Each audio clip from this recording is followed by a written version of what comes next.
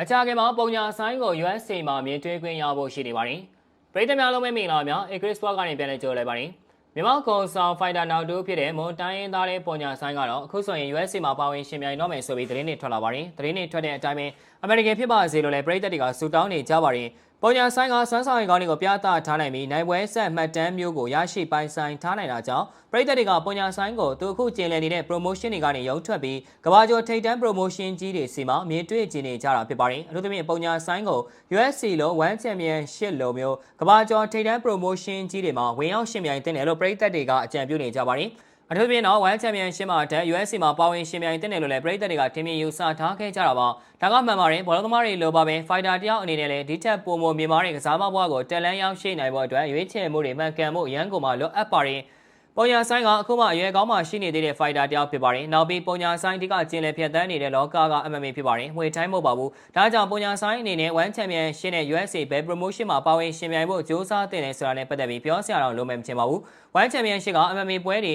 Grappling တပန်းပွဲတွေကိုထည့်သွင်းကျင်းပနေတယ်ဆိုပေမဲ့တကယ်တမ်းသူတို့အားပြုပြီးတော့ကျင်းပပြုလုပ်နေတာဟာငွေတိုင်းပွဲတွေပဲဖြစ်ပါတယ်။ပြန်ပွဲတိုင်းလိုငွေတိုင်းပွဲတွေကိုပဲအဓိကအားပြုပွဲထုတ်လေးရှိတတ်ပြီး MMA ကတော့ညှက်ထဲတာမျိုးလောက်သာဖြစ်ပါတယ်။ဒါကြောင့် One Championship မှာပါဝင်ရှင်ပြိုင်နေတဲ့ MMA fighter တွေဟာပွဲတွေသိမ်းမရကြပါဘူး။ One Championship နဲ့ fighter တွေရဲ့အကြားမှာတစ်နှစ်ကို3ပွဲထိုးပေးရမယ်လို့စာချုပ်ချုပ်ဆိုထားတာမျိုးတွေရှိပေမဲ့လည်းတကယ်တမ်းမှာတော့ One Championship ကသူတို့ရဲ့ MMA fighter တွေကိုတစ်နှစ်တစ်ပွဲတည်ပေးလို့တော့မှအနိုင်ဖြစ်နေရတာပါ။ဒါကြောင့်လည်း Rainier Data တို့ဆိုရင်စာချုပ်တက်တန်းပြည့်ချိန်မှာညှိနှိုင်းနေတာမျိုးတော့မှမလုပ်တော့ပဲ One Championship ကိုတခါတည်းကြောခိုင်းဆွန့်ခွာခဲ့တာဖြစ်ပါတယ်။ Alan Anson တို့ဆိုရင်လည်းတကယ်ရည်ချင်းရှိတဲ့ fighter တယောက်ပါ။ဒါပေမဲ့ One Championship ကနေဘဲမှမသွားဖို့အတွက်ရွေးချယ်ခဲ့တာကြောင့် Alan အနေနဲ့ရောက်တင်တဲ့လောက်မရောက်ရှိခဲ့ရတာအတော်လေးကိုနှမျောဖို့ကောင်းလုံးလှပါတယ်။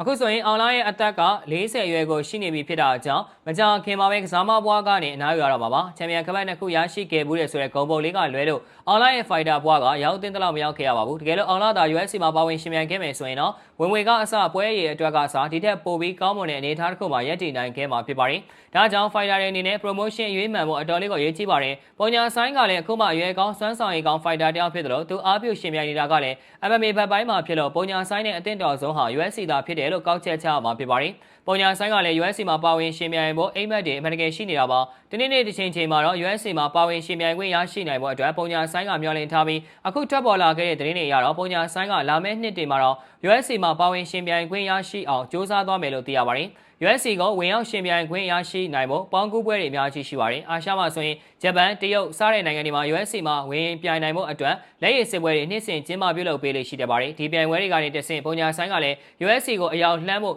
ဟန်ပြင်နိုင်ပါတယ်ဘာတွေဖြစ်လာမလဲဆိုတာကတော့ဆက်လက်စောင့်ကြည့်သွားကြရအောင်ပါအဆုံးလေးကြည့်ရှုပေးခဲ့ကြတဲ့အတွက်အားလုံးကိုကျေးဇူးအထူးပဲတင်ရှိပါရခင်ဗျာ